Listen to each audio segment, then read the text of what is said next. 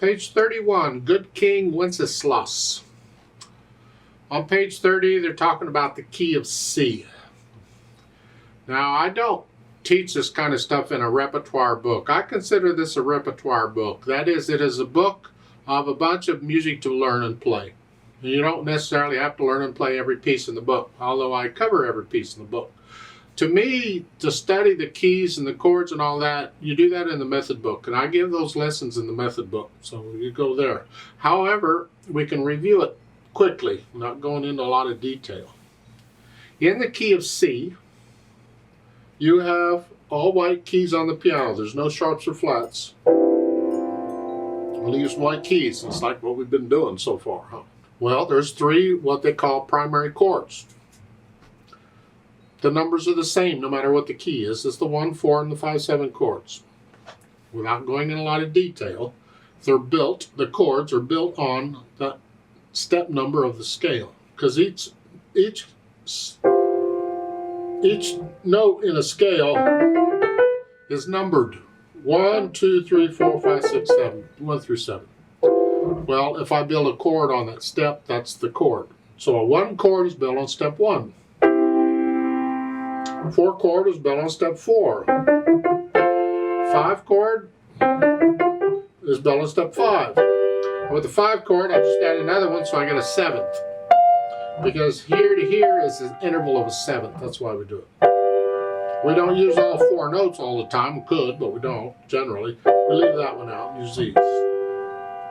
And then we rearrange them so we don't have to move our hands around. And that's really what they're doing. It's the 1 chord, 4, 5, 7, 1. That's all that is. I go into it in more detail and explain it more clearly in the method book lessons, so you can go watch those if you're confused.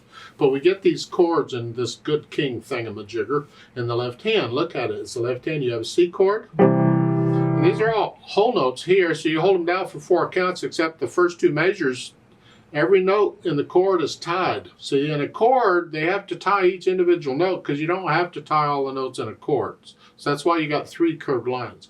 And so you hold that down for 8 counts. And then a 4 chord. And then a 1 chord. So you're doing that some more until you get to measure 9, and it's 1, 2. And then a 4 chord, and then a 1 chord. And the last line, and then 5, 7 chord.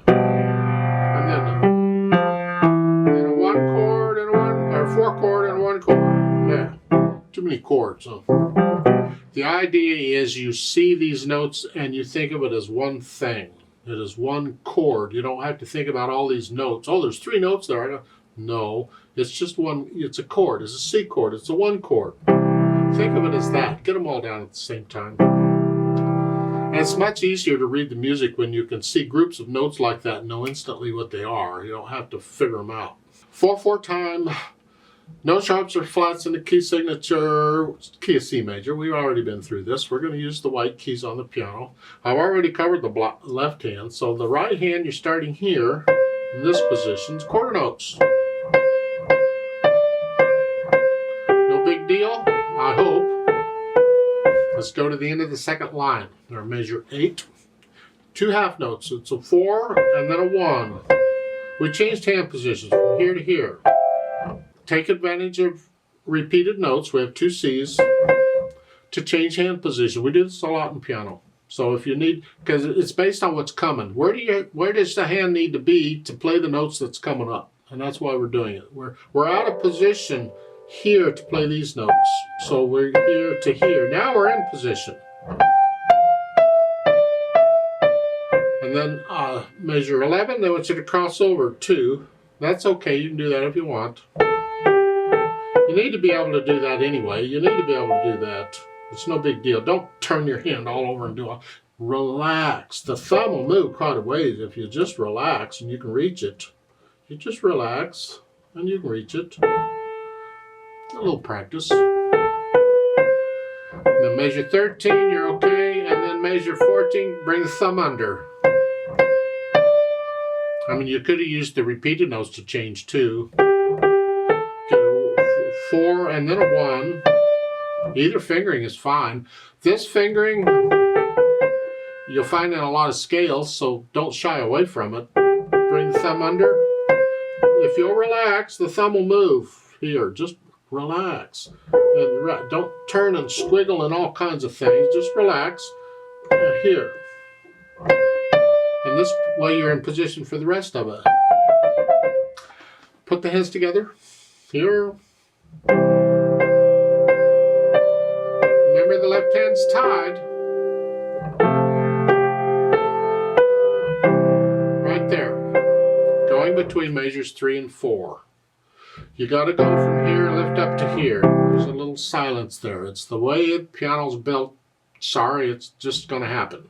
You got to do it. You're going to have a little silence. You don't connect them. But we do connect that. There's no silence there.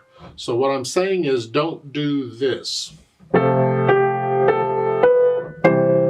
Just because I lift up in one hand doesn't mean I lift up in the other. No. Connect the right hand. Now lift it up here. I'm holding that down. Here. That's really important you be able to do that, because lots of pieces, almost every piece, you have to be able to do that somewhere. Work on that if you need to. You get the same thing in the second line, and the third line, and the fourth line. In fact, the fourth line, well, let's go down there. Here. Here. Connect here, connect that. So I'm lifting up here, but not here. Now I can lift both hands up because it's a new phrase. And in the last two measures, connect the right hand, but not the left. You can't connect the left. Connect. Really important. Now let's go back up one line and measure 9. Here, you're playing the same notes in each hand. Different fingers sometimes. And then you can lift up the right hand here. You got to lift up the left hand anyway. If you want to, while you lift up, you can move. I don't like doing that because I lose contact of the keyboard. I'd like to know where I am. I want to feel where I am. So I tend to do, even if I lift up, I'm still going to do that same move as though I were connecting them. So it's here. So you go through and learn it. Get rid of the hesitations. As far as the articulation, the phrasing, they have a phrase here. Careful. In my opinion, humble opinion, follow the words and the sentences and the words to tell you when to lift up. The first verse, there's no break there. You connect that. Then lift up. Now you go. So if there's a comma, I can lift up.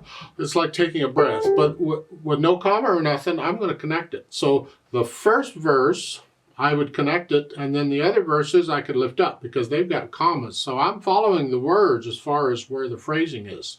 The left hand, you just connect it as best you can. There's a fermata at the bottom, measure 14. Just hang on to that for as long as it feels right, and then go on. Now, I'm not sure what they want here, or if there's an error in the music or what, but you see on measure 15, there's an off tempo. I'm not sure why, because we didn't change speed, we just held on a note. We didn't change speed to do that. I just held on to the note a little longer. But now they're telling you resume your speed. Well, I'm going to do that anyway, because I didn't slow down. But if maybe they meant to put a retardando in there someplace, here, slow down there, then I need an off tempo to tell me to go ahead and go again. Otherwise, I would continue playing at that slower speed. So I don't know why that off tempo is there. In my opinion, it doesn't need to be there. Dynamics, go to the melody. That's the right hand here. Whatever you think mezzo forte is, or moderately loud, sort of loud. Not loud, just sort of loud. Left hand's going to be soft. Can you play these soft and at the same time play lots of weight here, no weight here?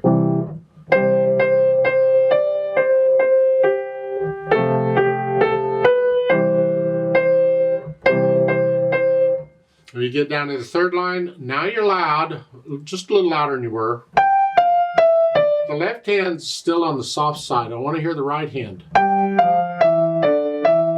It doesn't matter that you're playing the same note. You think, well, this is melody. No, it's not melody. The melody's up here. This is harmony. It just happens to be the same notes, the same letter names. Keep it soft. Then come back down to moderately soft in the right hand.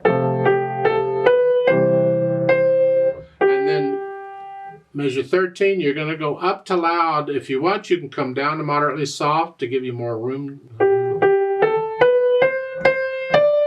Here, crescendo.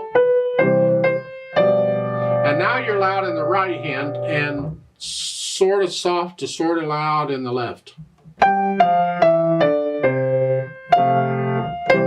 want to hear the right hand. Keep the left hand in the background. You have to get to know it well enough you can feel these dynamics.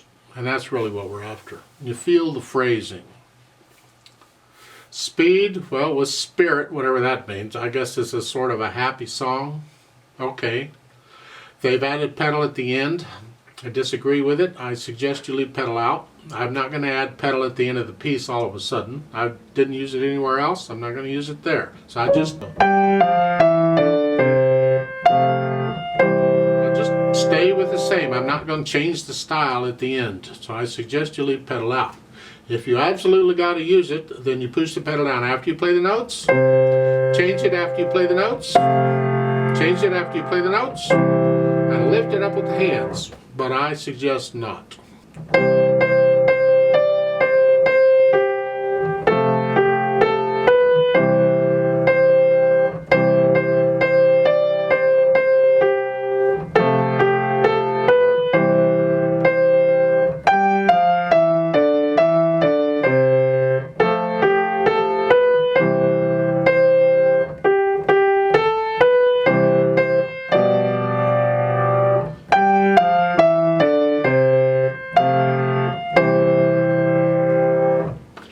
There's no repeat sign here, but there are multiple verses. So if you're going to sing the other verses, you just pretend there's a repeat sign at the end and you go through it for however many verses you're going to sing. I like to play it together with you very slowly to check the notes and the rhythms. I'm not going to do any dynamics. The fermata I'm going to hold 4 counts instead of 2 because I need to stay with the metronome. So I'll give us 4 counts and let's just play it together very slowly. You should be playing the same notes I'm playing at the same time I'm playing them. 1, 2, ready, go. 1,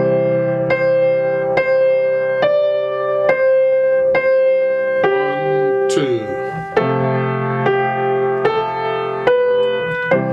2, 3, 4.